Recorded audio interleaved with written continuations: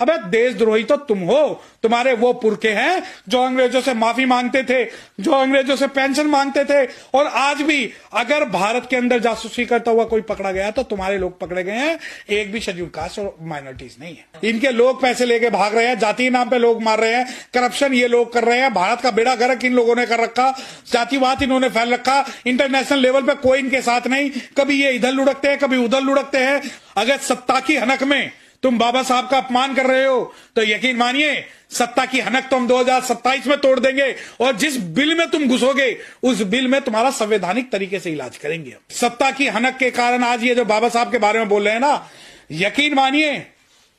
खाल उतारनी छोड़ी है, हथियार चलाना नहीं छोड़ा। और इन जैसे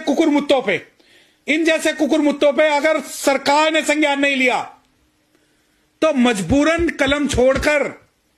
इनकी